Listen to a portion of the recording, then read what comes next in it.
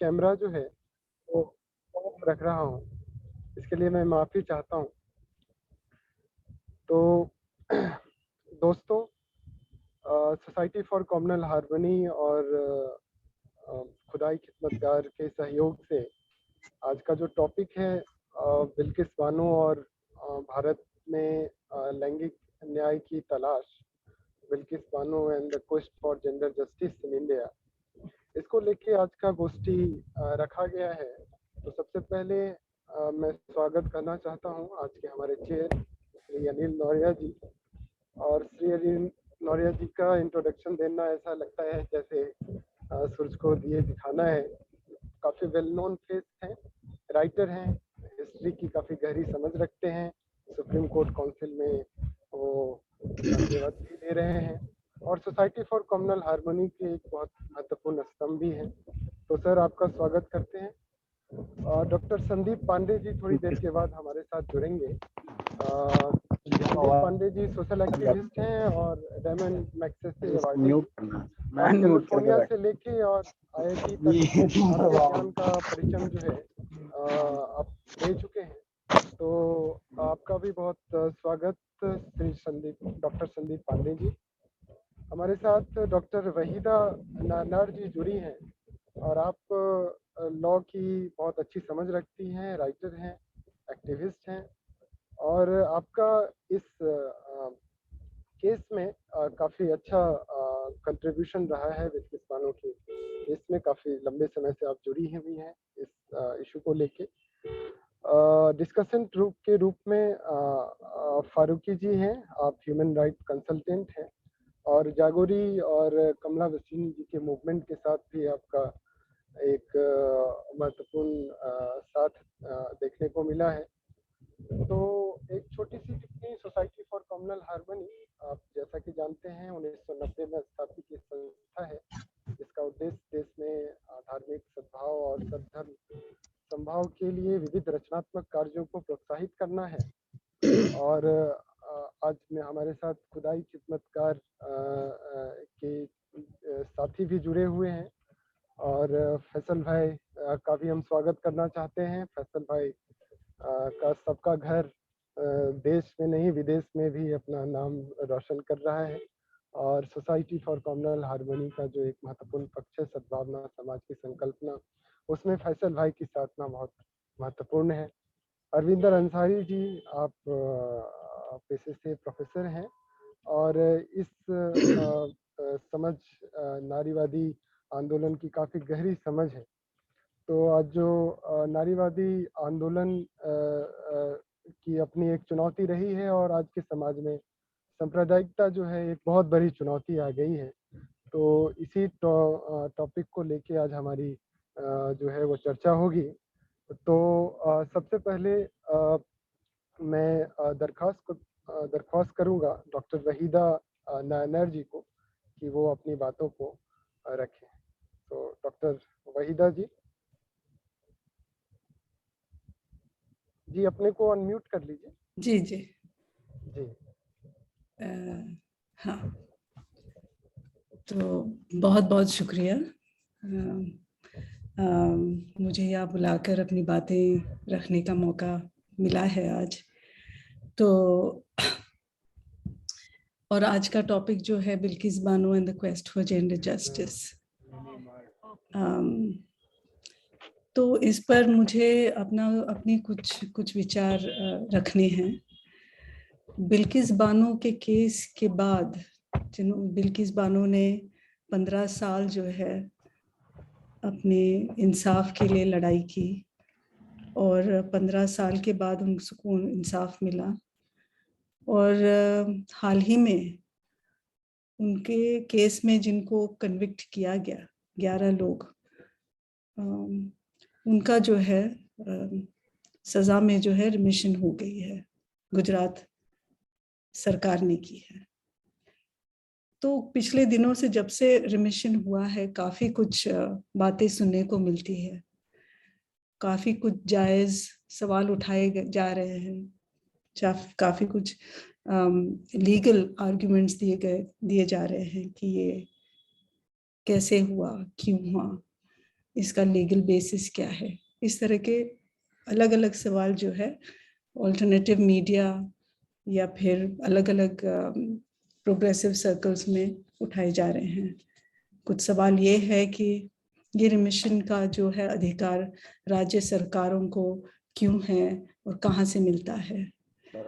जब जब रिमिशन के जो अर्जी सुप्रीम कोर्ट को दी गई थी तो सुप्रीम कोर्ट ने उसे गुजरात गवर्नमेंट में क्यों भेजा और महाराष्ट्र गवर्नमेंट में क्यों नहीं भेजा, क्योंकि महाराष्ट्र में उनकी जो है प्रोसिक्यूशन और उनको सजा सुनाई गई थी बहुत से डिस्ट्रिक्ट कोर्ट, मजिस्ट्रेट कोर्ट में भी और हाई कोर्ट में भी। तो महाराष्ट्र को नहीं भेजते हुए गुजरात सरकार को क्यों भेजा, इस किस्म के सवाल उठाए जाए। जो प्रोसिक्यूशन है, जहां महाराष्ट्र में प्रोसिक्यूशन हुई और जो जज उनको कन्विक्ट किया गया उनका सलाह लिया गया था, नहीं लिया गया था, ये समझ में आ रहा है कि नहीं लिया गया था। तो क्यों नहीं लिया गया था? और जो पीड़ित हैं बिल्किस बानो खुद को, क्या उनसे इस रिमिशन का जो है उन पर क्या असर होगा, इसका कोई ध्यान रखा गया या नहीं रिमिशन करने के बाद? तो इस किस्म से के बहुत सारे जायज सवाल उठाए जा रहे हैं। मेरे जहन में भी अलग सवाल उठते हैं कि क्या ये रिमिशन उम्र कैदियों का जो है सजा का रिमिशन जो है ये क्या आम बात है? कितनी रूटीनली होती है ये गुजरात सरकार जो है रिमिशन? उनमें से जो है बलात्कार के कितने केसेस के रिमिशन हुए हैं, उस किस्म के सवाल उठते हैं।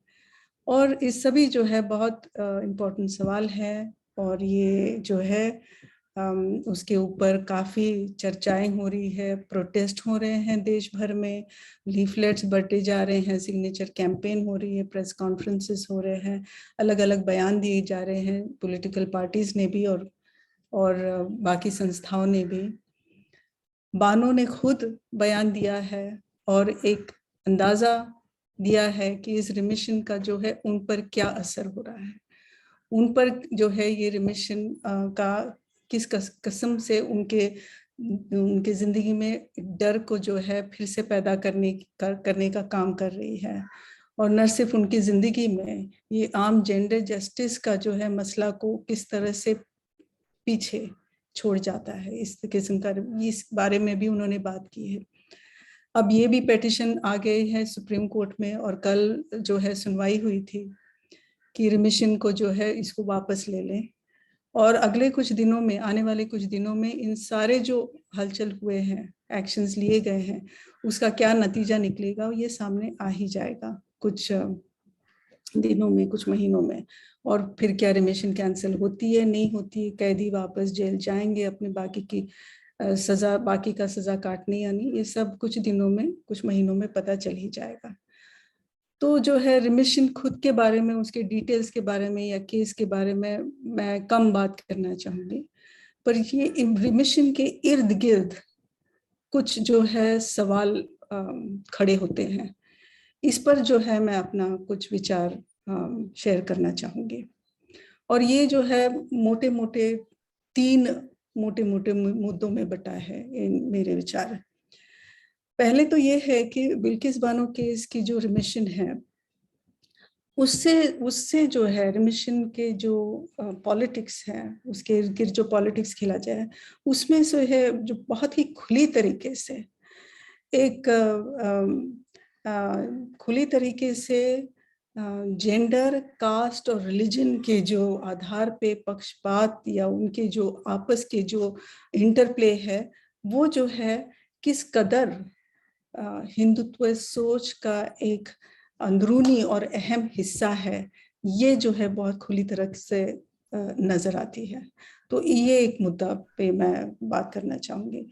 दूसरी बात यह है कि कल जो है सुप्रीम कोर्ट की सुनवाई में जस्टिस शायद रस्तोगी थे, उन्होंने जो कहा वो कह रहे थे कि, और या फिर सवाल पूछा कि जो है रिमिशन जो है आए दिन होते रहते हैं, बहुत सारे जो उम्र कैदियों के रिमिशंस हुए हैं, होते रहते हैं, तो इस रिमिशन में अलग क्या है, ये सवाल उठा है। क्या जो जुर्म है उसकी गंभीरता पर ये निर्भर है कि रिमिशन दिया जाए या नहीं दिया जाए, इस तरह के सवाल उठाए गए हैं। तो इस मुद्दे पर भी थोड़ी अपनी बात रखना चाहूँगी। और तीसरा जो मुद्दा है, जो जस्टिस साल्वे है, जिन्होंने बिल्किस बानो केस में कन्विक्शन दिया है, उनके जो है अलग अलग इंटरव्यूज आए हैं, उन्होंने बयान दिया है सेवरल न्यूज़ मीडिया और पोर्टल्स पे, और उन्होंने जो बात रखी है, उन्होंने ये कंफर्म किया है कि ये जो है रिमिशन का जो है उस पे जिस जज ने, जो प्रोसिक्यूशन ने इस पर इसकी केस सुनवाई हुई थी और इस पर सजा दिया था, उनका जो है उनकी राय लेना जरूरी है। तो उन्होंने बात रखी, तो उस पर भी बात जरा बोलना चाहूंगी। और मैं शुरुआत इस पर करूंगी जो जस्टिस साल्वे ने कहा।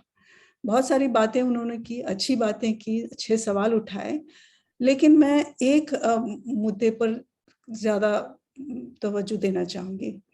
उनसे जब पूछा गया था कि देखिए उनके जो जो कैदी बाहर आए, उनको जो है उनका सादर सम्मान किया गया था, उनको कहा गया था कि वो अच्छे ब्राह्मण खानदान से हैं, तो इसकी रिमिशन को जस्टिफाई करते हुए उनसे ये पूछा गया था कि कह रहे हैं कि अच्छे ब्राह्मण खानदान।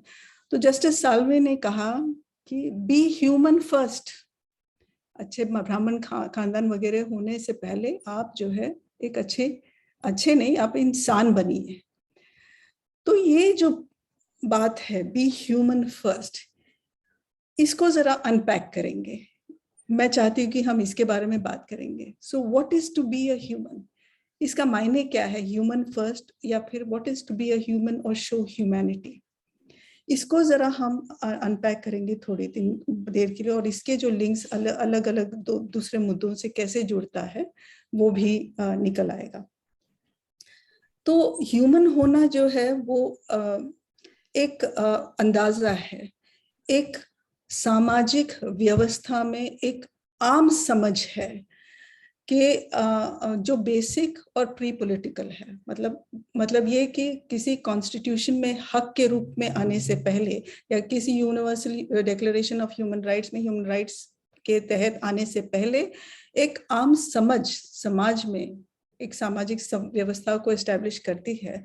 और उस आम समझ की जो प्रीमाइस है वो ये है कि हम जो है इंसानी नस्ल का हिस्सा होने के नाते हमारे बीच जो है एक इंसानी राजनीतिक, एक दूसरे से एक इंसानी राजनीतिक रिश्ता है।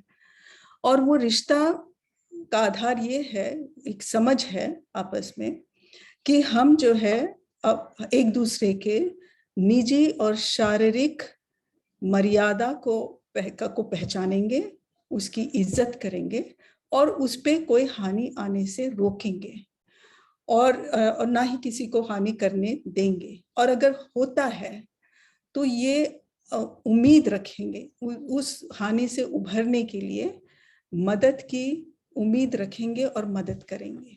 तो ये एक आम समझ जो है सामाजिक व्यवस्था को एस्टैब्लिश करती है। So this is the premise of recognition of individual dignity and a meaningful social existence. And जैसे मैंने कहा है, ये social existence का जो core है, इसमें ये एक समझ है कि one assumption of physical well-being, the belief that the other person will respect the physical body and spare any harm to it, and an expectation of help in the event of distress to the body.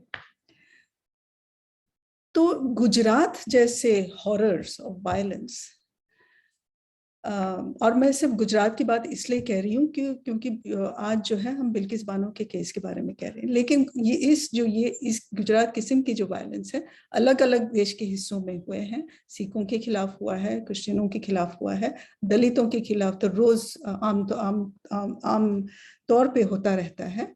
और जब भी मैं गुजरात की बात करती हूँ, मैं इन सारे जो वायलेंस, मास वायलेंस है, इस पर भी ये बातें जो है लागू होती है। तो गुजरात किस्म के जो वायलेंस तभी मुमकिन है, it is possible only when there is no scope of self resistance और another person's assistance which destroys completely the victim's assumption. जो विक्टिम के जो है, जो पीड़ित है, उनकी जो आम समझ है कि एक सामाजिक व्यवस्था है जिस पर हमारा विश्वास है, तो it destroys that belief of an existence of a meaningful social order and her sense of physical sovereignty. और जब ये वायलेंस किसी पहचान के आधार पर होता है, जैसे रिलीजन हुआ, कास्ट हुआ, या फिर और कोई पहचान के आधार पर होता है, there is very little scope of reviving the sense of destruction because of what the violence conveys to the survivor. जब इस किस्म का जो है डिस्ट्रक्शन होता है विश्वास का, उस विश्वास को फिर से उभरना मुश्किल इसलिए होता है कि वो जो वायलेंस हुआ है उनके साथ, वो एक मैसेज देती है, वो एक मीन्स ऑफ कम्युनिकेशन, मैंने मैसेज देता है। तो ये क्या मैसेज देते हैं?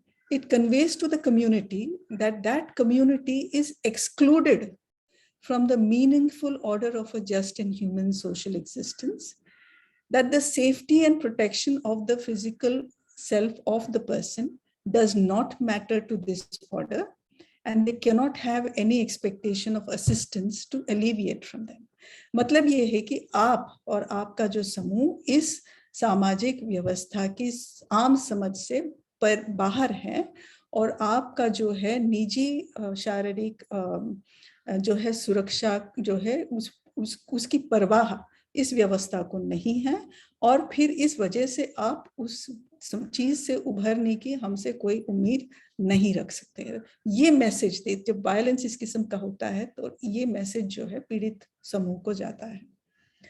जब when individuals impacted by such experience are degraded and disregarded as an equal member of the human community, तो इस किस्म का जो वायलेंस है, गुजरात 2002 किस्म के जो वायलेंस है, और उसके बाद कहीं हुए, उसके पहले कहीं हुए हैं, अलग अलग समुदाय के ऊपर हुए हैं, ये जब इस किस्म के होते हैं तो उस समुदाय, उस जो इंडिविजुअल है उसको जो है इंसानी समाज में बराबरी का हिस्सा नहीं मानते हैं। तो Gujarat type of violence is an example, as his example of Bilkis Banu's personal experience of violence, leaves not only Bilkis Banu but the survivor community with a sense of complete abandonment, crushing their beliefs of expectation of assistance, leading to existential isolation. मतलब बिल्कुल ही सामाजिक अकेलापन में छोड़ना किसी individual को, और किसी या फिर किसी समुदाय को, ये उसका नतीजा होता है। और मैं समझती हूँ कि आज जो है मुस्लिम कम्युनिटीज, अलग अलग मुस्लिम कम्युनिटीज जो है अलग अलग देश के अलग अलग हिस्सों में इस सामाजिक अकेलापन का शिकार है, जो है व्यवस्था है, जो सरकारी व्यवस्था है, और वे अकेलापन बिल्कुल ही कहीं कहीं तो बिल्कुल कंप्लीट है। वहाँ पर न कोई सरकार है, न कोई सुविधा है, न कोई म्यूनिसिपैलिटी की आते हैं, न बैंक ऑफिसेस है, न सरकारी ऑफिसेस है। इस तरह की किसी भी सुविधा जो है उनके जहाँ पर रहते हैं घेटोज में, वो नहीं होते। तो इस किस्म का जो है एग्जिस्टेंशियल आइसोलेशन जो है से गुजर रही है कई जगहों पे मुस्लिम समाज। तो जब इस तरह से अबैंडनमेंट, छोड़ना, जिसकी वजह से एक सामाजिक अकेलापन का शिकार जब होते हैं, उसका नतीजा होता है, तो it results in the breakdown. तो उसमें जो है ये जो इंसानी का, जो इंसानों के बीच जो है इंसानी राजनीतिक रिश्ता एक दूसरे है, वो कंप्लीटली टूट जाता है। So it being abandoned results in the breakdown of human political relationship between individual, but it is not only between victim and the perpetrator. The breakdown is between the victim and the society, the victim and the state. And that's what makes it a completely an existential isolation, because the breakdown is complete. But जब justice होती है, जब जैसे बिल्किस बानो के case में जो है इंसाफ हुआ, 15 साल के जद्दोजहद के बाद हुआ, लेकिन जब इंसाफ होता है तो ये एक कोशिश होती है जो टूटे हुए रिश्तों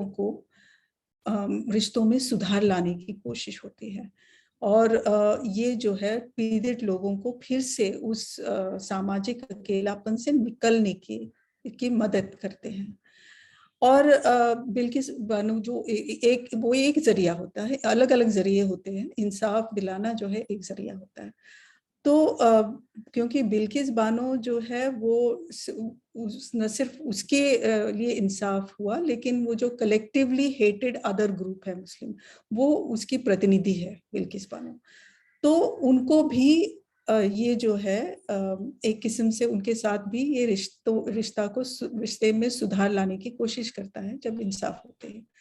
ये रिमिशन जो हुआ है, जो कैदियों के सजा में रिमिशन हुआ है, इस प्रोसेस को, जिस प्रोसेस जो रिश्ते में सुधार लाने की थोड़ी बहुत कोशिश जो है, उस प्रोसेस को रिवर्स कर देती है। So it reverses this process of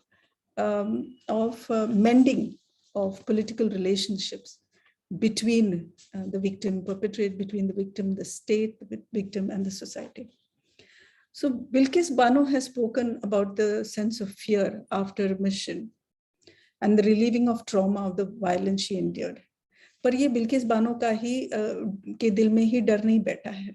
अब जो इंडियन एक्सप्रेस की रिपोर्ट से पता चलता है कि जो मुस्लिम उनके गांव में थे, वो सारे जो है अपने गांवों से निकलकर जो रिलीफ कैंप में बिल्किस बानो रहती है 2017 से, वहां पर शिफ्ट होने की कोशिश कर रही है।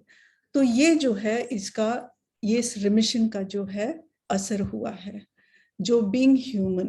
So when the human relationship was first broken by the horrific violence of 2002, the second and the subsequent, the tenuously put together relationship by justice and other measures does not require a violence anymore to break it again. So this is the testimony to the extent of which there is consent to the ideology of hate, and how the society that is strengthened and normalized. So that is one link between the question of be human first and the breakdown of that human relationship and what the remission has done. The second aspect, जो दूसरा point है, वो supreme court के जो उन्होंने बयान दिए कल की जो सुनवाई हुई थी। तो उन्होंने कहा कि जैसे मैंने बताया कि जो रिमिशन होते हैं उम्र कैदियों के, ये आम बात है, रोज होते हैं। तो इसमें जो है अलग क्या है, क्या गंभीरता जो है, इस गंभीरता एक आधार जो है जिस पर रिमिशन को डिसाइड किया जाए। तो ये सवाल जो पूछती है, मेरे ख्याल से ये डायरेक्टली रिस्पॉन्ड करती है इंदिरा जयसिंह के जो आर्टिकल उन्होंने लिखा दो तीन दिन पहले, जहां पर वो कहती हैं कि क्राइम्स अगेंस्ट ह्यूमैनिटी जब होता है उस पर जो है कोई रिमिशन की गुंजाइश नहीं है और नहीं होनी चाहिए। तो 2013 में मैंने एक बुक को एडिट किया था जिसका नाम है pursuing elusive justice, relevance of international standard. उसमें मैंने एक चैप्टर लिखा था क्राइम्स अगेंस्ट ह्यूमैनिटी, और उसका जो रेलेवेंस है इंटरनेशनल लॉ में क्या है, इस पर मैंने वो चैप्टर लिखा था। तो क्राइम्स अगेंस्ट ह्यूमैनिटी की जो समझ है इंडिया में, वो लीगल समझ है, इंटरनेशनल लॉ में उसका जो है परिभाषा है, और उसकी जो क्या है यहाँ पर इंडिया में उसकी समझ कम है। तो what is crimes against humanity? It is when happens, crimes against humanity is when a range of criminal acts are committed with knowledge against a civilian population as part of a widespread or systematic attack. तो जब जो है अलग अलग criminal conduct जो है जानबूझकर civilian population पर एक फैला हुआ आक्रमण और या फिर प्लान के आधार पर एक आक्रमण होता है, उसको क्राइम्स अगेंस्ट ह्यूमैनिटी कहते हैं। तो भारत में कई ऐसे घटनाएं हुए हैं, कई ऐसी घटनाएं, गुजरात को मिलाते हुए कई ऐसे घटनाएं हुए हैं जो क्राइम्स अगेंस्ट ह्यूमैनिटी के परिभाषा के अंदर आती है। तो ये इतना इम्पोर्टेंट क्यों है, क्योंकि ये क्राइम्स अगेंस्ट ह्यूमैनिटी इसको कहा जाए? वो इसलिए है कि हर घटना में, हर क्राइम्स अगेंस्ट ह्यूमैनिटी की घटना में अलग अलग क्रिमिनल एक्ट्स होते हैं। अगर हम बिल्किस बानो के केस को ही ले लें, बिल्किस बानो का केस एक घटना था। जब गुजरात 2002 वायलेंस में कई घटनाएं हुए वायलेंस की, बिल्किस बानो का एक घटना है। उस जो है घटने में अलग अलग क्राइम्स हुए थे, रेप था, टॉर्चर था, मर्डर था, परसिक्यूशन था, इस अलग किस्म के।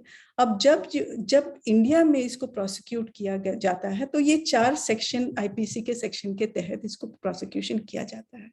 तो मर्डर को किया जाता है, रेप को किया जाता है। तो it is what remains unprotected, in what remains unprosecuted is the attack, the akraman, the knowledge of the attack, akraman ka gyan, or the fact that it is done on an unarmed population. ये जो है इसको prosecute नहीं किया जाता है, या फिर ये घटना जो है सिस्टम फैला हुआ अलग अलग जगहों पे हुआ है, या फिर ये एक सिस्टमैटिक प्लान के तहत हुआ है। ये जो है ये अलग अलग चीजें जो है इसको प्रोसिक्यूट करने की कोई हमारे जो कानून है इसमें कोई गुंजाइश नहीं है। इसलिए जो है crimes against humanity as identified and understood in international law becomes important.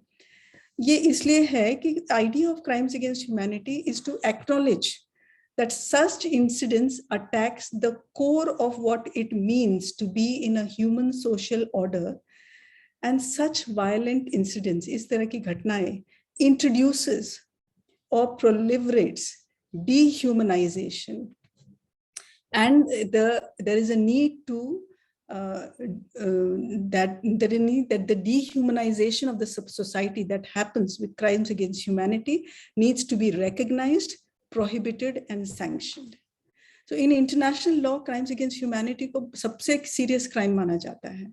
और मुझे ये जानकर बहुत खुशी हो रही है कि अब इंदिरा जयसिंह जैसे लॉयर और स्कॉलर्स भी अब एडवोकेट कर रहे हैं कि क्राइम्स अगेंस्ट ह्यूमैनिटी को सीरियस क्राइम माना जाना चाहिए, जिससे जो है जिससे रिमिशन की कोई गुंजाइश नहीं होनी चाहिए। अब ये तीसरी बात ये है, ये हुआ दूसरी बात मेरी, और तीसरी और फाइनल जो बात मेरी है वो intersection of gender, caste and religion based prejudice जो इस रिमिशन में से खुले तौर पर दिखता है। मेरे हिसाब से ये जो रिमिशन है is both a message and a means of communication. So what is the message and who is this communication between? There are several messages in this remission sends out several messages, and some of them is what I'm highlighting. There is scope to identify others as well. The first message is that violating women of the identified enemy in service of the ideology of hate is an integral part of the hate ideology, which will be rewarded and felicitated. That is one clear message that is going on, which is gender-based kind of message. The second message I feel is कि normalize the idea of sexual assault on Muslim, कि मुस्लिम औरतों पर ये idea कि sexual assault हो रहे हैं इसको आम बना दो, normalize it in the society at large, so that gradually so as to gradually reduce the outrage when it happens next. इसको इतना आप normalize कर लो कि अगर अगली बार होता है तो किसी किस्म का outrage होना जो है ये कम होता जाएगा। मैं समझती हूँ कि this has already happened with scheduled caste, scheduled tribe and other marginalized categories. अगर सेक्सुअल असॉल्ट इन कैटेगरी के महिलाओं पर होती है तो वो इतने नॉर्मलाइज्ड आज माना जाता है कि rarely there is a public outreach over it. So this, I believe, is a second message that the remission sent. Then there is a message that says there is a constant and ever-present threat to the targeted community, in this case, the Muslim community. The message is, don't get too comfortable. We'll come back for you and maybe finish the job. So that is another clear message that the remission, just the act of remission of the convicts walking out of the jail, it sends as far. The another message is, even after being convicted for horrific crimes, men from good Brahmin families will remain untainted and be felicitated for doing their holy duty towards the cause of ideology, clearly setting them apart from any foot soldiers who may not be from good Brahmin families, so revealing thereby their caste prejudice. out for everyone to see in the open. And among the final political messages, an exercise of brute overall political power without restraint, the aligning of institutions of state to further the and show that what all they can get away with, no matter how grave or serious crime is committed.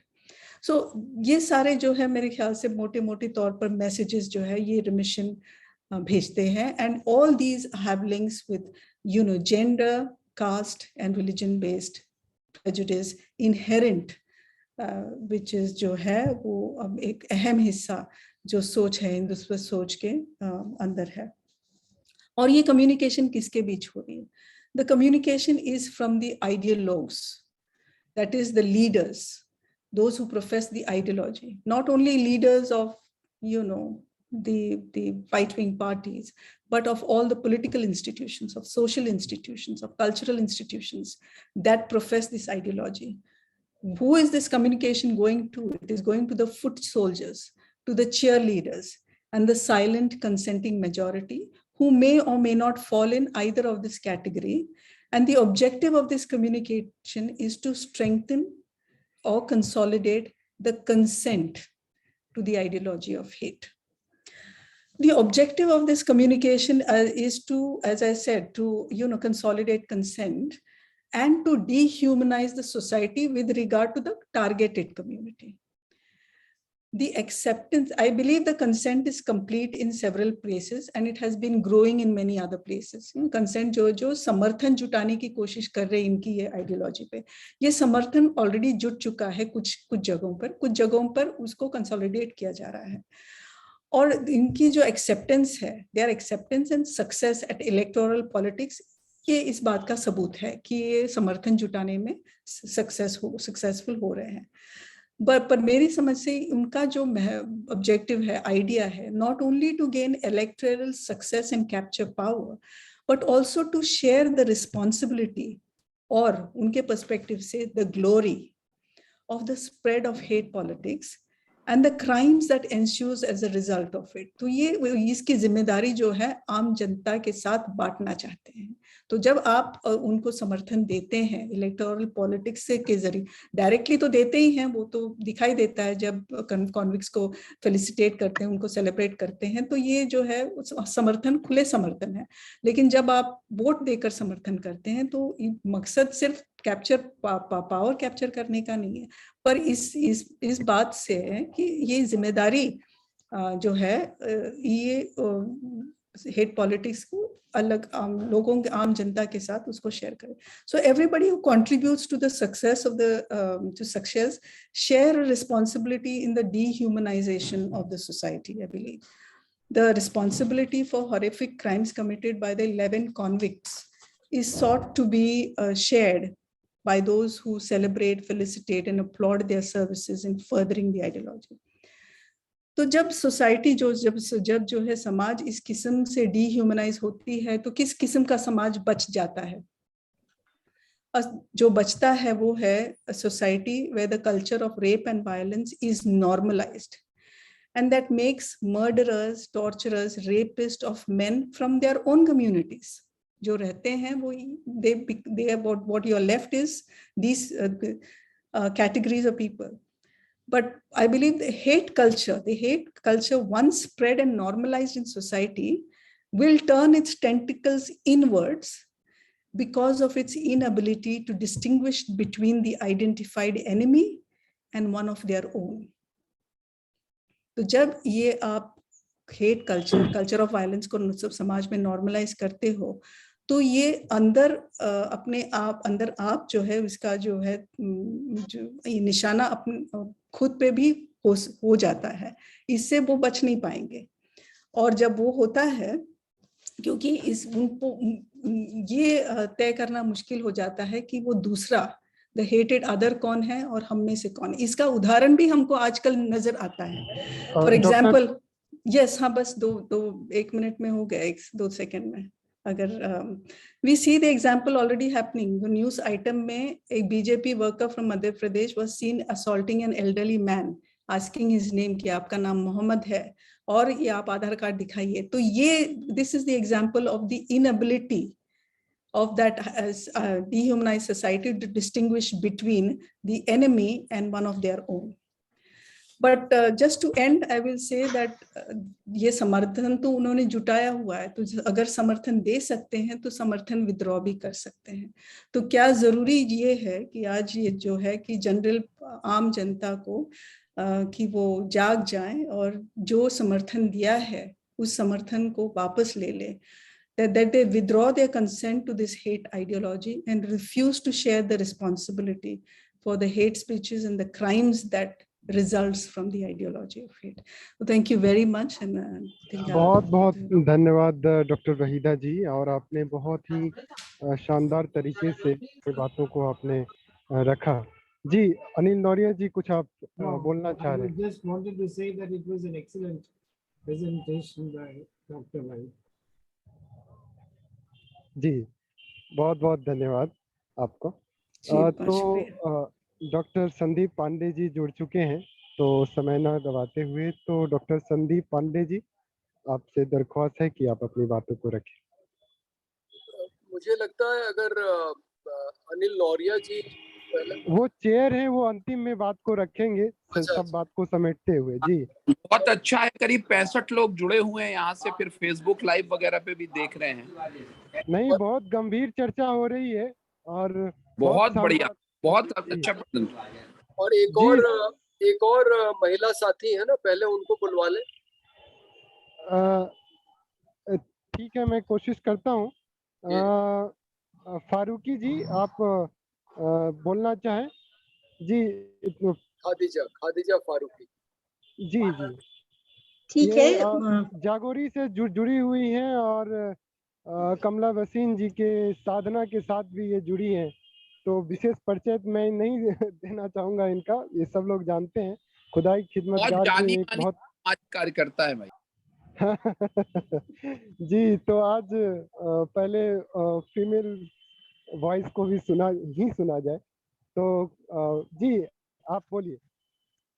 Sandeep ji का पहले बहुत बहुत धन्यवाद कि उन्होंने हमें पहले मौका दिया, और नौरिया जी को भी, क्योंकि उनका भी नंबर पे मैं आ गई बीच में। बट शुक्रगुजार हूँ कि अच्छे लोगों के बीच में हूँ। अपने नसीब के लिए भी शुक्रगुजार हूँ और अपने कर्मों के लिए भी कि अच्छे साथियों के बीच में जिंदगी गुजर रही है। मैं जानती हूँ कि अनिल जी जब आएंगे तो वो कानूनी पक्ष रखेंगे, और बहन ने तो इतनी खूबसूरती से सब कुछ वाजे कर दिया कि बहुत कुछ कहने को नहीं है। मगर चूंकि मैं एक मजदूर इंसान हूँ, मजदूर मतलब कानून की मजदूर हूँ, जो जमीन पर न्याय दिलाने की कोशिश करती हूँ छोटी छोटी जगहों पर, तो मैं उस नजरिए से बात करना चाहूंगी। चूंकि एक मुस्लिम आइडेंटिटी वाली महिला भी हूँ और एक महिला हिंसा पे बहुत समय 30 साल निकाला। जैसे भाई ने कहा मैं जागोरी से जुड़ी हूँ, मैं जागोरी से ऑफिशियली नहीं जुड़ी हूँ कोट एंड कोट, लेकिन मैं जागोरी का प्रोडक्ट हूँ। कमला दी के साथ तो खैर हमारा जिंदगी भर का वास्ता था। और मैं आपको 2 चीजें कहना चाहूंगी कि सबसे पहले अगर मैं बात रखूं एज ए कार्यकर्ता के, तो जो इस फैसले का, जब हम आजादी की 75वीं सालगिरह मना रहे थे, ये हम जानते हैं, इस बात को मैं मानती भी हूँ, पब्लिक फ्रंट में मानूंगी कि हम पूरे देश की औरतें और मुस्लिम औरतें, खास करके मुस्लिम समाज, दलित समाज और बहुत सारे ऐसे लोग जो भारत की रंगारंग तहजीब में विश्वास रखते हैं, जो भारत को एक खूबसूरत गुलदस्ते के रूप में देखते हैं, एक रंगी भारत नहीं देखते, सतरंगी भारत देखते हैं, वो सभी एक तरह की उदासी में, एक तरह की तकलीफ में आजकल जी रहे हैं।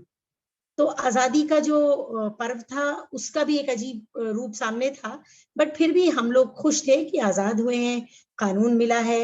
आजादी में हम सब में से किसी न किसी घरों से कुछ न कुछ योगदान भी रहा है, तो कहीं ना कहीं आप पुरानी चीजों को याद कर रहे थे, अपने बुजुर्गों को याद कर रहे थे और खुशियां मना रहे थे। इस बीच में ये एक खबर आती है।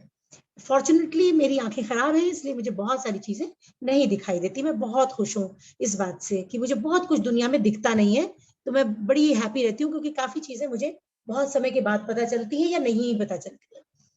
तो खैर ये बात पता चली तो जो आजादी का जश्न मना रही एक सामाजिक कार्यकर्ता जिसने कानूनी व्यवस्था को हमेशा अपनी ताकत समझा, और न सिर्फ अपनी ताकत समझा बल्कि जो मेरे संपर्क में आने वाली वायलेंस पीड़ित महिलाएं थी उनको हमेशा कानून की ताकत से ताकत दी।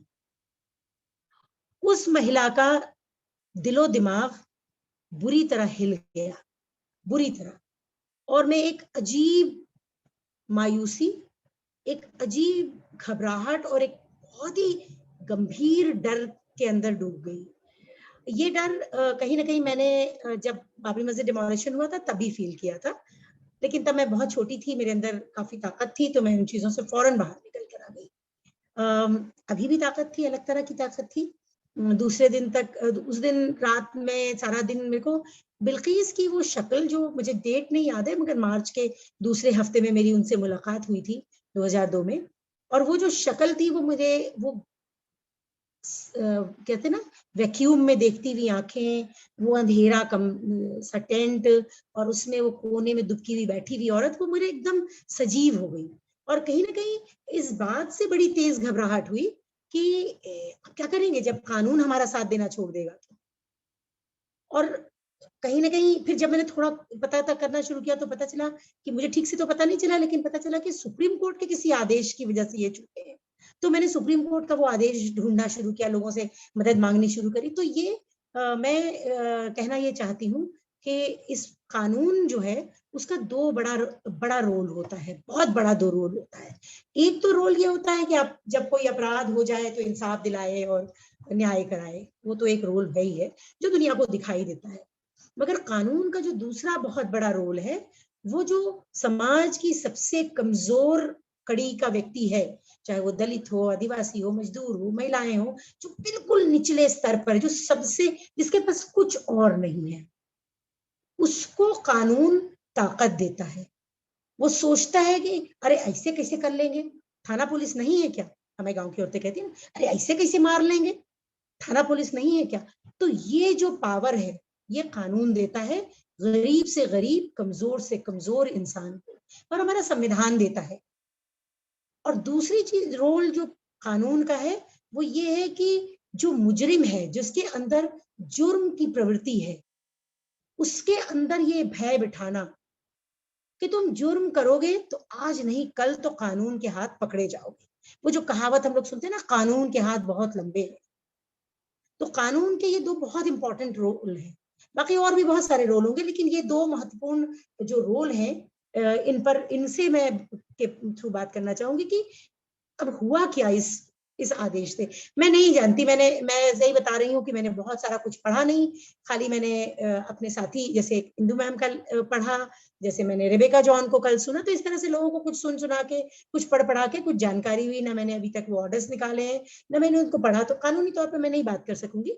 लेकिन एक सामाजिक कार्यकर्ता जिसने हमेशा कानून की छड़ी को पकड़ के न्याय पाने की लड़ाई लड़ी और लोगों से उसी बारे में प्रमोट किया कि ये तुम्हारा मुल्क है, तुम यहाँ के सिटीजन हो और यहाँ का संविधान तुमको इक्वल राइट देता है।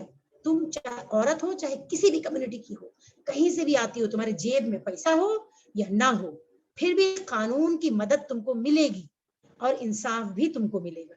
देर में आएगा लेकिन आएगा। और जो ये ताकत है ना, ये इस मुल्क में कानून का राज बनाती है। ये जो पावर है गरीब आदमी के अंदर, कमजोर के अंदर, जिसके अंदर कोई रिसोर्सेज नहीं है, उसके अंदर जो ये पावर है कि मैं 100 नंबर डायल कर लूंगी, मैं पुलिस बुला लूंगी, मैं कचहरी चली जाऊंगी, मैं सुप्रीम कोर्ट चली जाऊंगी, मुझे फ्री का वकील मिल जाएगा, मुझे सरकार मुफ्त का वकील दे देगी और मैं लड़ लूंगी और मैं इंसाफ पा लूंगी। ये कहीं ना कहीं हिल गया बहुत ही बुरी तरह से। और लोग कहते हैं कि सिर्फ मुस्लिम महिलाओं का हिला है, मैं तो कहती हूँ कि मेजॉरिटी महिलाओं का हिल गया है, मेजॉरिटी महिलाओं का हिल गया है। और दूसरी चीज जो बहुत ही खतरनाक हुई है, वो सारे बलात्कारियों और अपराधियों का मनोबल इतना बड़ा हो गया है कि जो इतना बड़ा मानवता के खिलाफ अपराध करता है, जब वो छूट सकता है तो मैं क्यों नहीं छूटूंगा। और अब मुकदमे जो होते हैं, जो फैसले होते हैं, वो नजीर बनाते हैं। जब एक बार एक इंसान इस तरह से इतना जघन्य अपराध करके छूट सकता है, तो दूसरे लोग क्यों नहीं छूट सकते? वो भी छूटेंगे, और वो ना छूटे भले, मैं कह रही हूं कि ना छूटे, लेकिन सबके दिल में ये अरमान तो पल गया ना, ये उम्मीद तो हो गई सारे अपराधियों में। और उन्हें, जैसा अभी हमारी बहन ने कहा कि खास करके एक आमुख योजना के तहत किए गए अपराधों में तो लोगों को बहुत ही बल मिल गया कि अब तो हम कुछ भी अपराध करेंगे तो छूट जाएंगे। तो ये जो दोनों चीजें हैं, कानून व्यवस्था का टूटना, ये देश के लिए गंभीर चिंता का मुद्दा है, बहुत ही गंभीर चिंता का मुद्दा है। सिर्फ खदीजा फारूकी को ये फीलिंग नहीं हुई है, लाखों करोड़ों हिंदुस्तानी महिलाओं को ये फीलिंग हुई है, जो हिंदुस्तान के पॉलिटिकल बाउंड्री में रहती हो या पॉलिटिकल बाउंड्री के बाहर रहती हो। ये फीलिंग पूरे देश की महिलाओं को हुई है, महिलाओं को ही नहीं, बहुत सारे पुरुषों को भी हुई है।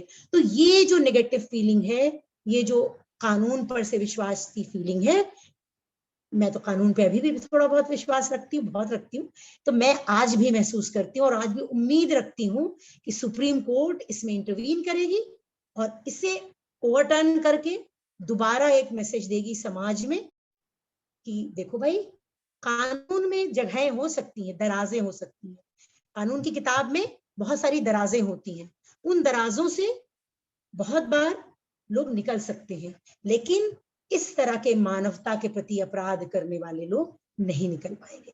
दूसरी चीज जो मैं कहना चाहती हूँ बहुत शॉर्ट में, वो ये कि रेमिशन और ये छोड़ देने की जो पॉलिसीज हैं, मैं हिंदी इसलिए बोल रही हूँ कि मेरा जो ऑडियंस है वो सब हिंदी बोलने वाला है, तो इसलिए मैं उनकी वजह से बहुत साफ हिंदी बोल रही हूँ, और वैसे अंग्रेजी इतनी अच्छी आती भी नहीं।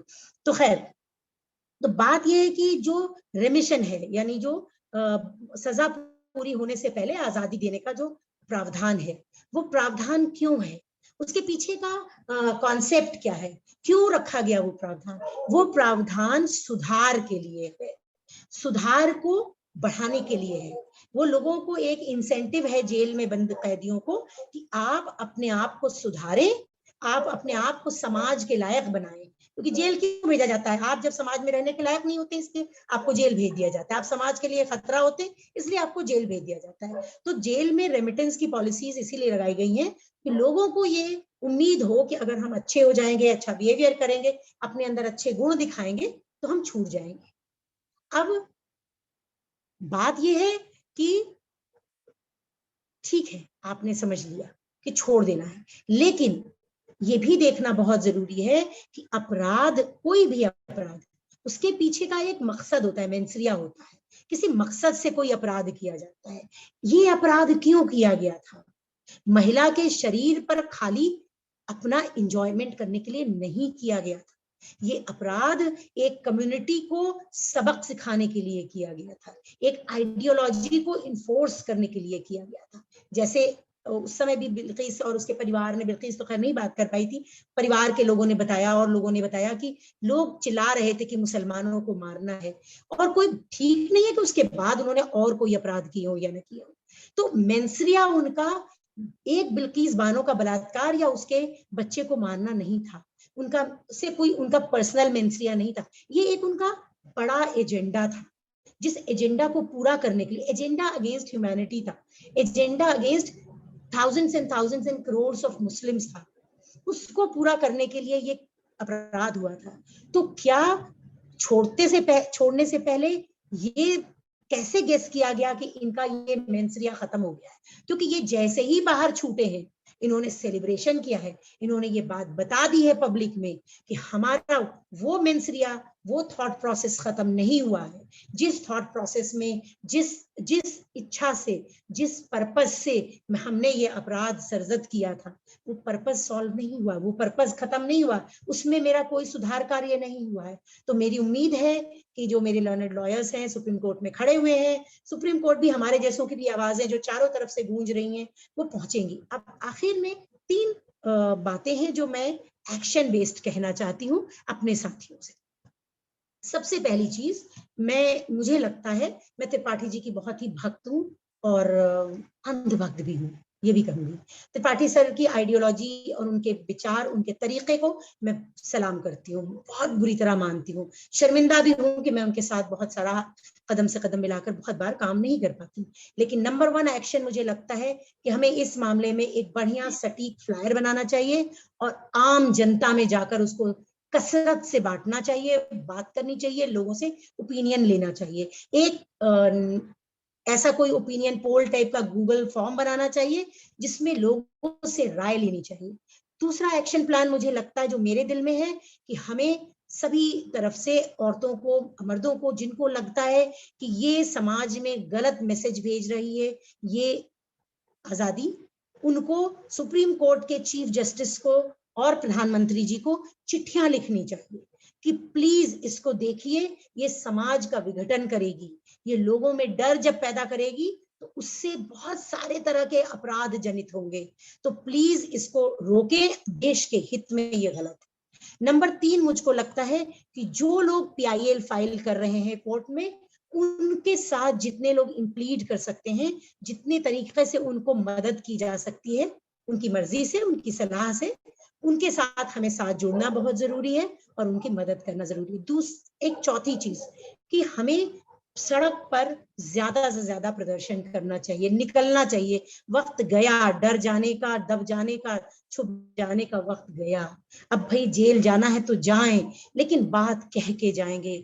पब्लिक में बात कहना शुरू करना बहुत जरूरी है। इस बात के साथ मैं बंद करूंगी। चाहूंगी कि मेरे दोस्त, मेरे साथी, मेरे सीनियर्स, मेरे बड़े बहुत धन्यवाद। इन बातों पर रिस्पॉन्स दें और मेरे साथ मुझे हिम्मत दे कि मैं अपनी सारी कमजोरियों को छोड़कर इस मुल्क के लिए कुछ कर पाऊं, जिस मुल्क के लिए मेरे बाप दादाओं ने फांसी पे चढ़कर अपना जीवन दिया था। धन्यवाद। जय नहीं, हिंद। बहुत अच्छा। आपका जो भाषण है वो हम लोगों को हिम्मत दे रहा है, और खासकर आपका जो एक्शन भाई प्लान है।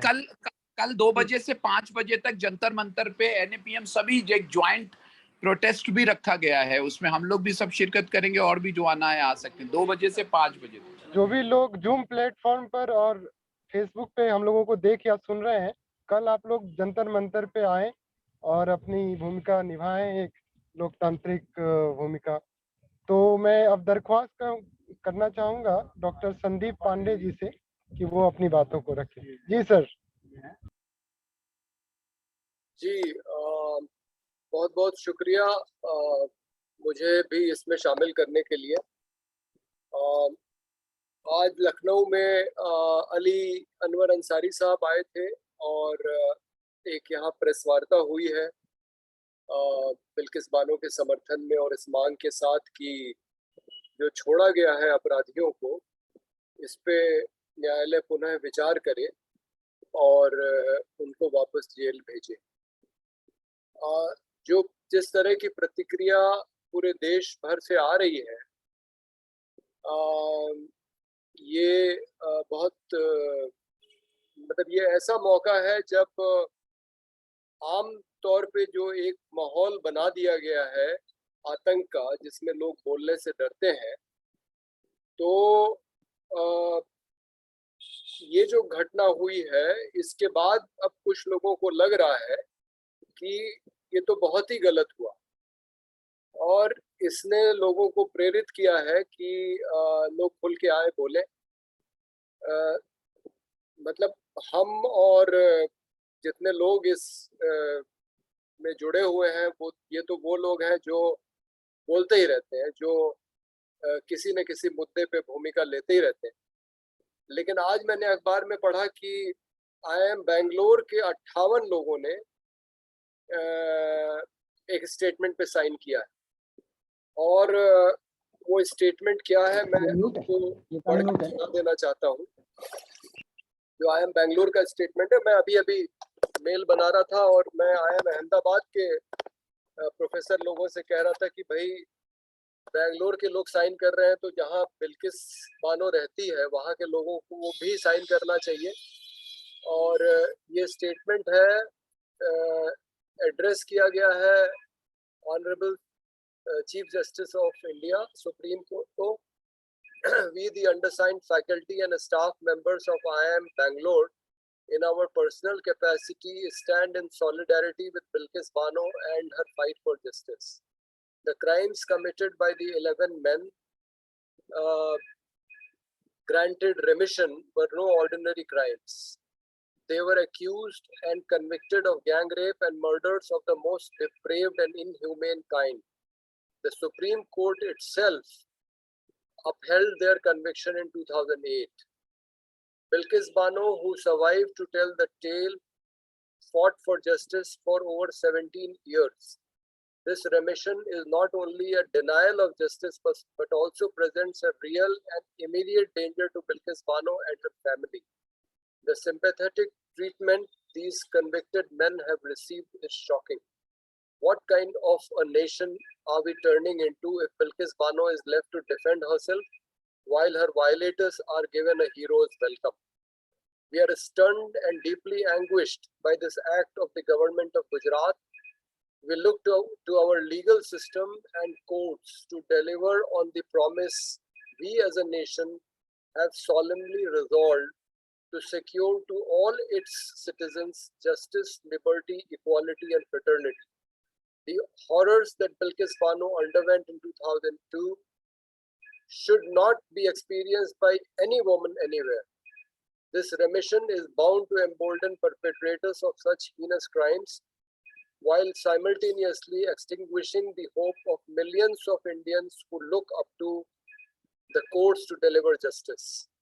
The Supreme Court must respond most urgently to Bilkis Bano's right to live without fear and in peace. As Bilkis poignantly asks, how can justice for any woman end like this? We appeal to you, Honorable Chief Justice, to enable us to continue to repose our trust in the Supreme Court. और इसके बाद 58 नाम है. तो हाँ, ये draft मैं अभी बैठ के यही कर रहा था कि इसको मैं IIM अहमदाबाद भेज रहा था, फिर मैंने IIT कानपुर में भेजा है कि अलग अलग जो इंस्टीट्यूशंस हैं देश के अंदर वो इसको साइन करके और चीफ जस्टिस को भेजें. और मेरा बिल्कुल मानना है कि लोकतंत्र में जब लोग बोलेंगे, लोग सड़कों पे उतरेंगे, तो ये मोदी सरकार भी झुकती है. किसानों ने दिखाया है कि 13 महीने जब वो सड़कों पे बैठे रहे तो अंत में सरकार को वो 3 काले कानून वापस लेने पड़े जो किसान विरोधी थे. और अभी लखीमपुर में भी धरना हुआ है. एक मंत्री है अजय मिश्रा टेनी, इसके लड़के ने किसानों पे गाड़ी चढ़ाई. तो किसान उस बात को भूले नहीं है. अभी 3 दिन का धरना 18 से 20 अगस्त को लखीमपुर खीरी में हुआ और पंजाब से 10,000 से 25,000 के बीच की संख्या थी किसानों की, क्योंकि वो आते जाते रहे तीनों दिन, जो कि न्याय की मांग कर रही है. तो इस देश पे जो संकट है वो किसी को बताने की जरूरत नहीं है. यहाँ सब बहुत समझदार और जागरूक लोग बैठे हुए हैं.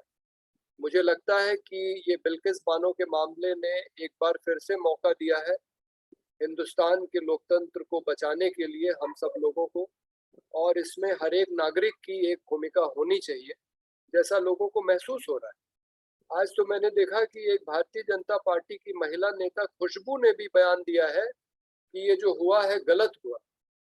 और मैं तो ये सोचता हूँ कि जो संस्कारी ब्राह्मणों की बात हो रही है जिन्होंने ये बलात्कार किए हैं, वो अपने बारे में क्या सोचते हैं मुझे मालूम नहीं. छूटे हैं तो खुशी हुए होंगे, लेकिन उनके परिवार की महिलाओं की स्थिति अगर आप उसकी कल्पना करें कि आपके पति की, आपके पिता की, आपके भाई की फोटो छप रही है कि वो बलात्कारी हैं, तो ये कैसे संस्कारी ब्राह्मण हैं जिनके परिवार की महिलाओं को शर्म आ रही होगी कि हमारे पति की, हमारे बेटे की या हमारे भाई की फोटो छप रही है अखबार में कि उसने बलात्कार किया है, और वो भी सामूहिक बलात्कार. तो ये जो कुछ हो रहा है ये हम सब लोग जानते हैं कि भारतीय जनता पार्टी का और राष्ट्रीय स्वयंसेवक संघ जो इसको प्रेरणा देता है, इस पार्टी को, इनका काम करने का तरीका अलग है. इन्होंने हमेशा हिंसा का इस्तेमाल किया है अपनी राजनीति को बढ़ाने के लिए. शुरुआत होती है महात्मा गांधी की हत्या से, और उसको भी वो जायज ठहराते हैं इनके ज्यादातर लोग।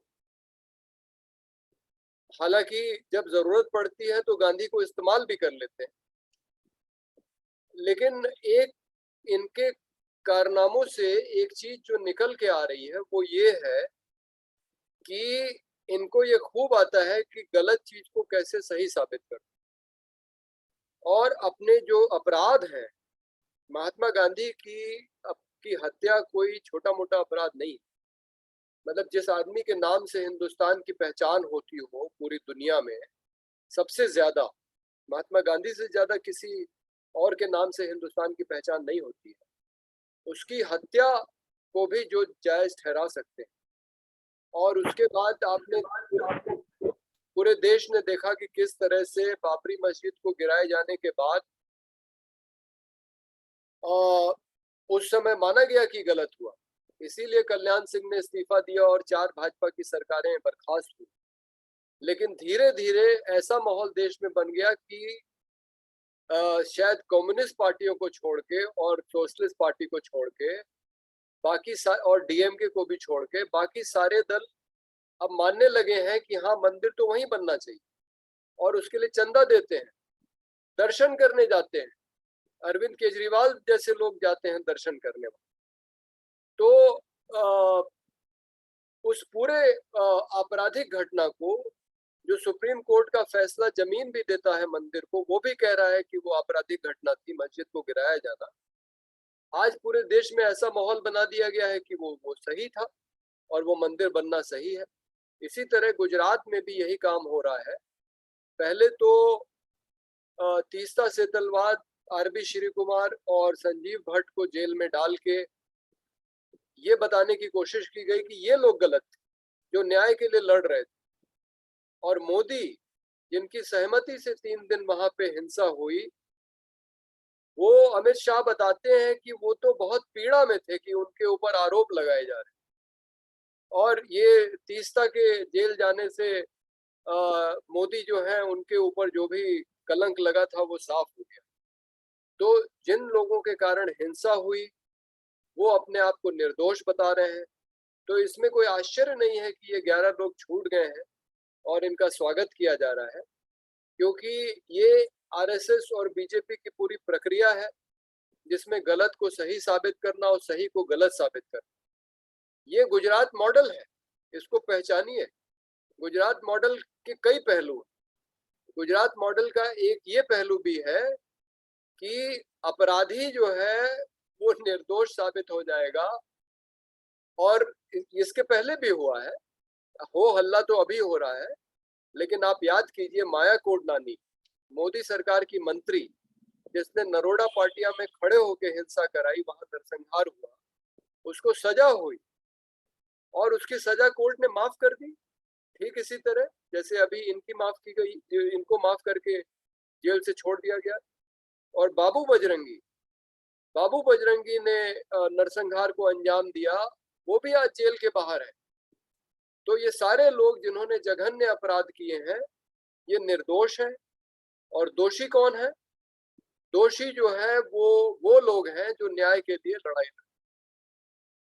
तो ये लड़ाई कठिन है साथियों, और हम उत्तर प्रदेश में भी देख रहे हैं कि किसानों के ऊपर जिस लड़के ने गाड़ी चढ़ाई उसको जमानत मिल गई, और उत्तर प्रदेश सरकार ने उसकी जमानत का विरोध नहीं किया। ये तो सर्वोच्च न्यायालय ने हस्तक्षेप न किया होता तो आशीष मिश्रा, जो अजय मिश्रा टेनी का लड़का है, जिसने किसानों के ऊपर खुद गाड़ी चढ़ाई और उसमें 4 किसान मारे गए और एक पत्रकार मारा गया, वो उसको जेल से बाहर आने का मौका मिल गया था। फिलहाल वो जेल में है। और उसके पिताजी, जिन्होंने सारी घटना जिस तरह से हुई उसको उकसाया, ये किसानों को धमकी देके कि सुधर जाओ, किसान उनको काले झंडे दिखा रहे थे, क्योंकि किसान आंदोलन में ये तय हुआ था कि भारतीय जनता पार्टी के नेताओं को जगह जगह काले झंडे दिखाए जाएंगे। तो उन्होंने किसानों को धमकी दी कि सुधर जाओ, नहीं तो 2 मिनट में सुधार दो। और उन्होंने ये भी बयान दिया है कि मैं MP और MLA बनने के पहले भी कुछ था। वो उस क्षेत्र के बहुत बड़े माफिया हैं और तमाम उनके पास पेट्रोल पंप और दूसरे व्यवसाय हैं और वो उनके घर पे दरबार लगता था, अभी भी शायद लगता होगा, जिसमें वो खुद फैसले करते हैं। यानी अपने अपने इलाके के वो एक माफिया हैं, डॉन हैं, और वो भारत के गृह राज्य मंत्री हैं। आप सोचिए कि कैसे, और उनके ऊपर एक हत्या का मुकदमा चल रहा है पहले से। मतलब ये किसानों को मारने के पहले अजय मिश्रा टेनी के खिलाफ एक मुकदमा चल रहा है, जो अभी हाई कोर्ट में, जिसकी सुनवाई उनको बरी कर दिया गया था, लेकिन उसको चुनौती दी है उस गुप्ता परिवार ने, और वो हाई कोर्ट के सामने लंबित। तो जिन लोगों को, अमित शाह के बारे में सबको मालूम है, उनके खिलाफ भी मुकदमा चला है, गुजरात से उनको तड़ी पार किया गया। तो हमारे गृह मंत्रालय में गृह मंत्री और गृह राज्य मंत्री के पदों पे कैसे लोग बैठे हैं? तो आप क्या अपेक्षा करते हैं इस सरकार से? तो ये जो है, ये भी एक गुजरात मॉडल है कि जो अपराधी है वो जेल के बाहर होगा, सम्मानित होगा, उसको फूल मालाएं पहनाई जाएंगी, वो मंत्री पद पे बैठेगा, और जो निर्दोष है, वो चाहे गुजरात हो, चाहे लखीमपुर खीरी हो, जिन किसानों ने अपने बचाव के लिए, क्योंकि उनके ऊपर गाड़ी चढ़ाई गई थी, अपने बचाव के लिए जो हिंसा की और जिसमें 3 भारतीय जनता पार्टी के कार्यकर्ता भी मारे गए, उन किसानों को जेल में रखा गया। तो निर्दोष लोग जेल में हैं, अपराधी बाहर हैं। ये जिस दिशा में भारत चल पड़ा है, ये कहने की जरूरत नहीं है कि ये बहुत खतरनाक है देश के लिए।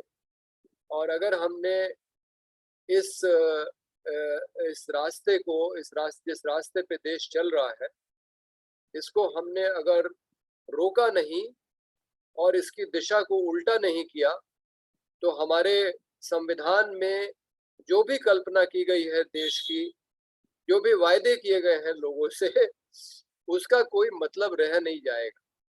तो देश को, संविधान को अगर बचाना है, तो अब समय आ गया है कि हम सब लोगों को मैदान में उतरना पड़ेगा। बहुत बहुत शुक्रिया।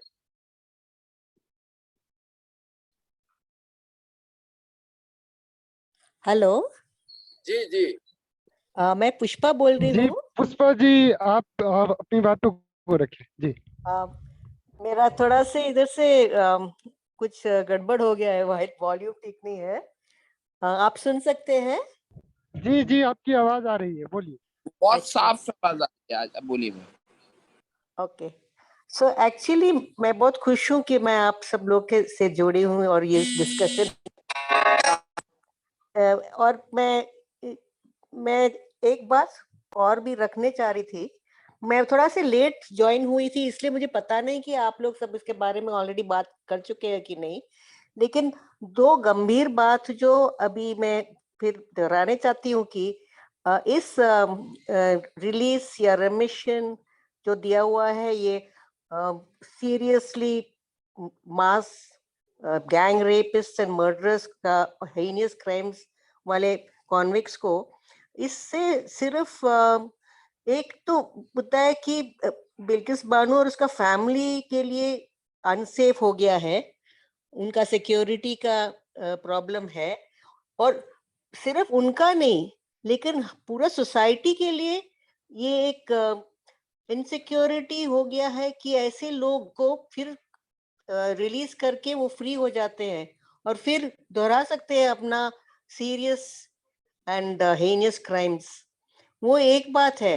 और दूसरा है जो आई थिंक शायद खदीजा जी ने बोला होगा, लेकिन मैंने थोड़ा लेट ज्वाइन किया था, ये बात कि ये डिटरेंस प्रेसिडेंट हो जाता है।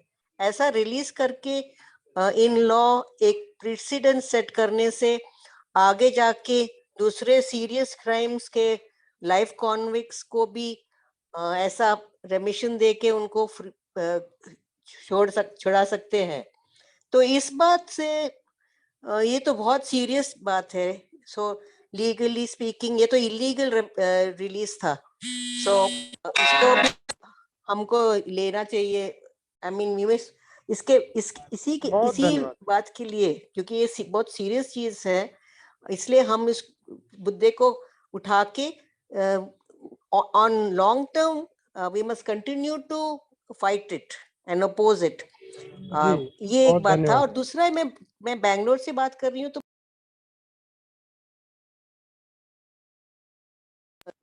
बैंगलोर में हमारा कल बहुत बड़ा धरना प्रोटेस्ट होने वाला है हमारा फ्रीडम पार्क में।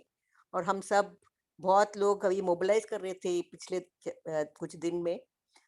तो हमारा बिल्किस बानो की इस मुद्दे के लेके ही बड़ा I mean it's a national protest going on. और इधर बैंगलोर में भी हमने बहुत ऑर्गेनाइज करके हम सब मिल के प्रोटेस्ट करने वाले हैं कल। यही बात बताने चली थी बस। जी बहुत धन्यवाद। तो मैं कोशिश करना जी बहुत धन्यवाद पुष्पा जी। और भी कोई साथी अगर प्रश्न करना चाह रहे हैं, अगर उनके पास छोटी टिप्पणियां हो, 1 मिनट से ज्यादा नहीं, तो वो अपना हाथ उठा सकते हैं, उनको इनवाइट करेंगे। जी राकेश गुप्ता जी हैं, उन्होंने एक कमेंट भी किया है। जी सर बोलिए।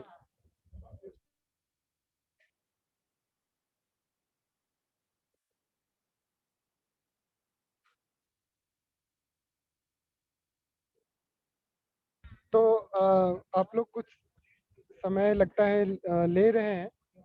अनीस भाई कुछ पूछना चाह रहे हैं, उन्होंने मुझे चैट बॉक्स में लिखा है।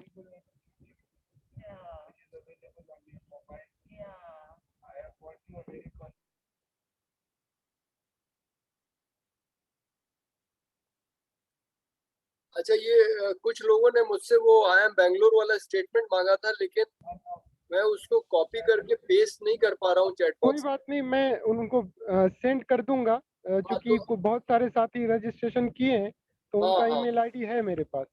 तो जी तो मुझे कोई एक ईमेल आईडी बता दीजिए जिसपे मैं भेज दूं और उसको फिर सबके साथ जी शेयर। मैं वो लिख दे रहा हूँ। सोसाइटी फॉर रणधीर भाई कॉम्युनल की हार्मनी, मेल आईडी पे भेज दीजिए रणधीर जी। जी society for communal harmony @gmail.com। तो वहां से लोगों को भेज आपका दिया मेल जाए। जो आया था, चलिए मैं उस पर भेज। जी तो अब अनिल नौरिया जी से दरख्वास्त करना चाहूंगा कि वो अध्यक्षीय भाषण दें।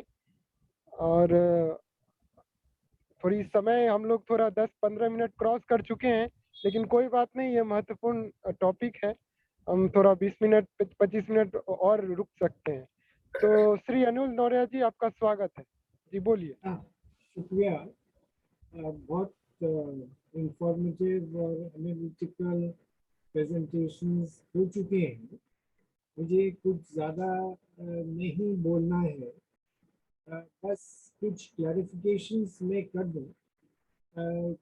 एक पब्लिक डोमेन में ये डिबेट चल रहा है कि सुप्रीम कोर्ट ने क्या ऑर्डर पास किया था कि, और ये भी कहने की कोशिश की जा रही है कि इजाज़त रेमिशन की सुप्रीम कोर्ट ने दी। तो इसके बारे में मैं ये बता दूं कि ऐसा नहीं है कि सुप्रीम कोर्ट ने इजाज़त दी रेमिशन, पर सुप्रीम कोर्ट बल्कि ये रेमिशन की जो पावर है, ये कोड ऑफ क्रिमिनल प्रोसीजर में सरकार को दी गई है। अप्रोप्रिएट गवर्नमेंट, जो इस मामले में अप्रोप्रिएट गवर्नमेंट हो। सुप्रीम कोर्ट का एक 5 जज का एक डिसीजन था दिसंबर 2015 में, जिसमें ये तय कर दिया गया कि ये पावर रेमिशन की, जो केसेस जो एक स्टेट से दूसरे केस में ट्रांसफर होते हैं, उसमें जो सेंटेंसिंग, जिस स्टेट में सेंटेंस पास होता है, वही स्टेट गवर्नमेंट की पावर होगी रेमिशन करने की। अब मैं समझता हूँ कि ये जो महाराष्ट्र में गवर्नमेंट चेंज करने की कवायद मई के महीने में ही हुई, और मई के महीने में ही ये एक एप्लीकेशन एक आया सुप्रीम कोर्ट के सामने कि इनको इजाजत दी जाए कि गुजरात से परमिशन ले ले, गुजरात गवर्नमेंट से परमिशन ले ले, गुजरात गवर्नमेंट को अप्रोच कर ले रेमिशन के लिए। और सुप्रीम कोर्ट की एक बेंच ने ये कह दिया कि जी ये आप Gujarat government is the appropriate government for seeking रेमिशन। लेकिन ये फैसला जो 5 जज का जो फैसला था दिसंबर 2015 में उसका ठीक उलट था। वो फैसला बहुत क्लियर था कि ये पावर वही गवर्नमेंट एक्सरसाइज करेगी जहां सेंटेंसिंग हुआ। और मान लीजिए ये जजमेंट ना भी होता, वो 5 जज बेंच का जजमेंट ना भी हुआ होता, तब भी जो कानून का प्रोविजन है सीआरपीसी में वो बहुत क्लियर है इस मामले में। Section 432 subsection 7, that in this section and in section 433 the expression appropriate government means category है केसेस की, उसमें सेंट्रल गवर्नमेंट आता है। बी इन अदर केसेस जो यहाँ अप्लाई करते हैं, the government of the state within which the offender is sentence और the said order is pass. So ये जो प्रोविजन था ये अपने आप में ही बहुत क्लियर है। अगर वो 5 जज की बेंच ने फैसला ना भी दिया होता तो ये प्रोविजन साफ है कि इस केस में क्योंकि ट्रायल और सेंटेंसिंग महाराष्ट्र में हुआ तो ये महाराष्ट्र गवर्नमेंट को ही अप्रोच कर सकते थे। लेकिन ये महाराष्ट्र गवर्नमेंट को अप्रोच नहीं करना चाहते थे। इनकी कोशिश थी कि गुजरात गवर्नमेंट से ऑर्डर ले लें और इसलिए इन्होंने सुप्रीम कोर्ट को अप्रोच किया ये कह के कि हमें अप्रोप्रिएट गवर्नमेंट ये बताई जाए कि गुजरात है। और सुप्रीम कोर्ट की एक छोटी बेंच ने, 2 जजेस की बेंच ने मई, इस साल की मई में ये कह भी दिया। लेकिन उनका जो जजमेंट था वो बिल्कुल वायलेटिव है, कोड ऑफ क्रिमिनल प्रोसीजर को भी वायलेट करता है और 5 जज की बेंच को भी वायलेट करता है। तो ये तो बात इतनी हुई कानून पर। ये कोइंसिडेंस आप देखिए कि इनको छुड़वाने की काफी कोशिशें हो रही थी जरूर। और ये भी मैं समझता हूँ कि महाराष्ट्र में जो कवायद हुई सरकार बदलवाने की और गिराने की, वो भी इससे अनरिलेटेड शायद नहीं था। ये जो एक पूरा कंसर्टेड अटेम्प्ट पूरे सिस्टम को यूज करने के लिए कि कुछ लोग, कुछ किलर्स को गुजरात इलेक्शन से पहले छोड़ दिया जाए, ये इस ऑब्जेक्ट के लिए जुडिशरी और सारी पॉलिटी को हिला के रखने की कोशिश मई के महीने में इसी साल की गई और उसका नतायज हमारे सामने है। तो ये सारा ऑब्जेक्ट गुजरात इलेक्शंस को सामने रखकर परस्यू किया जा रहा है, ये मुझे महसूस होता है। एक अब मैं जरा सा ही और कहना चाहता हूँ कि इस पूरे बिल्किस बानो के मामले में अगर आपको फैक्ट्स पढ़ने हैं तो जो 5 साल पहले बॉम्बे हाई कोर्ट का जजमेंट इस मामले में दिया गया, जो Radhe Shyam Bhagwan Das Shah versus state of Gujarat 4 मई 2017 का जजमेंट है और ये इंटरनेट पे भी है। इसको आप जरूर डाउनलोड करके पढ़ें अगर आप पढ़ सकें। 108 पेज का जजमेंट है, पर इससे, इस जजमेंट से आप ये जो आजकल जिस तरीके से हमारी स्टेट, हमारा सिस्टम, हमारा पुलिस का सिस्टम, हमारा पोस्टमार्टम का सिस्टम, हमारा इंक्वेस्ट का सिस्टम, हमारा इन्वेस्टिगेशन का सिस्टम जिस तरीके से करप्ट कर दिया गया है, वो पूरा बयान, वो पूरा उसका हवाला आपको इस जजमेंट में मिलता है, क्योंकि इस जजमेंट में उन्होंने बड़े डिटेल से समझाया है कि कैसे पुलिस इन्वेस्टिगेशन डिसऑनेस्ट रहा। यहाँ तक कि अब बहुत टाइम नहीं है तो मैं ज्यादा डिटेल में नहीं जाऊंगा, पर एक चीज आप देखिए कि किसी भी मर्डर केस में आइडेंटिफिकेशन बहुत जरूरी होता है बॉडीज का, कि किसका हुआ है। तो इस केस में बड़ी पुलिस बहुत कोशिश की गई थी गुजरात में कि ये आइडेंटिफिकेशन ना हो पाए, और इसलिए ये भी रिकॉर्ड किया ये बॉम्बे हाई कोर्ट ने कि police have conducted the post-mortem with the help of accused number 19 and 20 and hurriedly buried the dead bodies with sacks full of salt, so that the bodies will decompose faster. और इनका जो प्रोसिक्यूट्रिक्स थी यानी कि बिल्किस बानो, जिसको ले जाना था इनके आइडेंटिफिकेशन में, उनको उसके बारे में ये कहते हैं, हाई कोर्ट ने कहा है, identification of dead bodies, admittedly 7 bodies were found at the ravine, i.e. Kota. To take the prosecutrix to the spot was an obvious part of the investigation. However, the prosecutrix, who is the informant and who is a victim and relative of the deceased, was not taken to the spot for identification.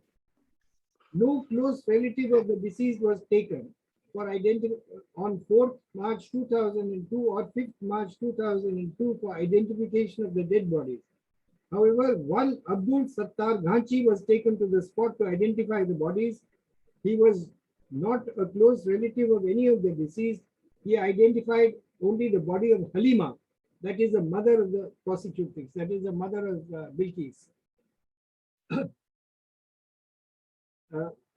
This circumstance has created a big question mark before us, and undoubtedly it leads to the only inference that this was a deliberate act on the part of the police. Identification of the dead bodies is a first and basic step in the investigation. Without that, the police have conducted the post-mortem with the help of accused number 19 and 20 and hurriedly buried the dead bodies with sacks full of salt, so that the bodies will decompose faster. ये हालात है, ये है वो Gujarat model, ये है Gujarat model. तो ये जो सिस्टम बना है हमारे देश में, इसमें तब्दीली लाना, बल्कि ये पूरा डिसऑनेस्ट सिस्टम को खत्म करना और एक ऑनेस्ट सिस्टम इसकी जगह लाना, ये बहुत जरूरी हो गया है हमारे लिए। और यही हमारा पूरा संघर्ष इसीलिए होना चाहिए कि कॉन्स्टिट्यूशन जो हमारा संविधान है, उसी के मुताबिक हमारा लीगल सिस्टम, हमारा पुलिस इन्वेस्टिगेशन, हमारे मेडिकल इन्वेस्टिगेशन, हमारा पूरा जुडिशरी उसके मुताबिक चले, ना कि किसी पॉलिटिकल पार्टी की डायरेक्शन पे चले और उनकी जो ख्वाहिशें हो, उनकी जो आइडियोलॉजी हो, उनका जो मंशा हो, जिसको वो टारगेट करना चाहते हो, जिसके खिलाफ वो इशारे करते हो, उसके बेसिस पे हमारा सिस्टम ना चले, हमारा सिस्टम अपने संविधान के बेसिस पे चले। यही हमारा संघर्ष। शुक्रिया आप सबका, आपके बड़े अच्छे कॉन्ट्रीब्यूशंस और बड़े इंफॉर्मेटिव और एनालिटिकल कॉन्ट्रीब्यूशंस रहे। और मैं चाहूँगा कि इस जजमेंट को आप डाउनलोड कर लें। इसका मैं फिर हवाला दे देता हूँ। 4 मई 2017 का जजमेंट है, बॉम्बे हाई कोर्ट का जजमेंट है। इसका फर्स्ट टाइटल है Radhe Shyam Bhagwan Das Shah Radhe Shyam Bhagwan Das Shah versus the state of Gujarat, court में 2000। इसमें ये पूरा जजमेंट आप पढ़ेंगे तो हमारा जो आजकल के हालात है उसमें, उसके बारे में आपको एक बड़ी गहरी इंसाइट और अंडरस्टैंडिंग मिलेगी। शुक्रिया। बहुत बहुत धन्यवाद श्री अनिल नौरिया जी साहब, हमेशा एक इंसाइटफुल लीगल पर्सपेक्टिव देने के लिए जाने जाते हैं, और जो आज का हमारा टॉक था उसमें भी इन्होंने काफ़ी महत्वपूर्ण जजमेंट को उद्धृत किया है। तो नरगिस खान जी, आप हैं? क्योंकि आपका नाम जी, शायद नरगिस खान जी का नेटवर्क का इशू है। फैजल भाई ये हाँ, बहुत अच्छा, जी, बहुत अच्छा रहा, आपने ये सब लोग जुड़ गए और कई लोगों नहीं को तो आप भी मिल गई। वोट ऑफ थैंक्स के लिए आप थोड़ा सा बोल दीजिए। सभी नहीं, नरगिस जी का थोड़ा नेटवर्क इशू। हम लगातार से सुनते रहे, तीनों लोगों का जो प्रेजेंटेशन था वो भी बहुत बढ़िया रहा, फिर अनिल जी का जो अध्यक्षीय उद्बोधन था वो भी बहुत अच्छा रहा, और कल सबने यही कहा है कि इसको ज्यादा से ज्यादा हमें लोगों के बीच ले जाना चाहिए। तो कल जंतर मंतर पे रखा है, सभी ज्वाइंट प्रोटेस्ट है सभी ऑर्गेनाइजेशन का, उसमें लोग जाएं। और फिर एक खदीजा बहन का एक प्रपोजल है कि इस पर कुछ युवाओं के साथ वो बातचीत करना चाहती हैं, तो उसके लिए भी हम लोग देख रहे हैं, कोई वेन्यू मिल जाए तो वो वाला भी कार्यक्रम बहुत जल्दी करेंगे। बहुत बहुत धन्यवाद सभी को शिरकत करने के लिए। थैंक यू, शुक्रिया।